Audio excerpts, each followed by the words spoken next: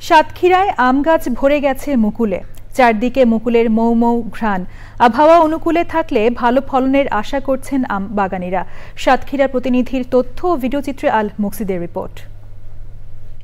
সাতক্ষীরা অঞ্চল থেকে শীত বিদায় নেয় অন্য এলাকার চেয়ে কিছুটা আগে। আম গাছে মুকুল আসা, গুটি ধরা ও পাকা শুরু হয় আগেভাগেই। সাতক্ষীরা জেলায় জানুয়ারির মধ্যভাগ থেকেই আম গাছে মুকুল আসলেও এবার এসেছে ডিসেম্বর মাসের শেষে। 15-20 দিন মতন পোলটা আমাদের সাতক্ষীরা জেলায় অ্যাডভান্স হয়ে গেছে।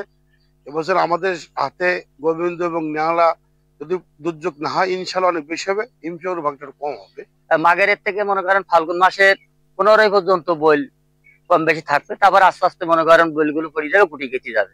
কোনো প্রাকৃতিক দুর্যোগ না হলে এবার উৎপাদন বেশি হবে বলে আশা করছেন বাগান মালিকরা। আমের সময় আসলে একটু আলাদাভাবে আমরা একটু কিছু পরিচর্যা করি, মুকুলের ব্যাপারগুলো দেখি, তারপরে গুটি আসে, ফলের ব্যাপারগুলো আমরা একটু দেখে থাকি।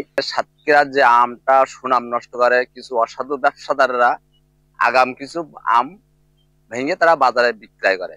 এই কারণে আমাদের সাতক্ষীরার আমটা সদরের ভেতরে এই আমটা আমরা রেট পাই না, দাম পাই না।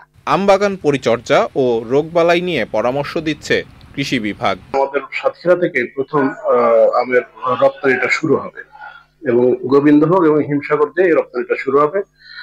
ইংল্যান্ড, যুক্তরাষ্ট্র, ফ্রান্স, ইটালি এই সমস্ত দেশেই আমাদের এই আমগুলো রপ্তানি হয়ে থাকে। এবছর সাতক্ষীরায় 4135 হেক্টর জমিতে আমের আবাদ হয়েছে। আবহাওয়া অনুকূলে থাকায় আমের ফলন ভালো হবে বলে আশা করছেন সংশ্লিষ্টরা। আল মুকসিদ, চ্যানেল আই।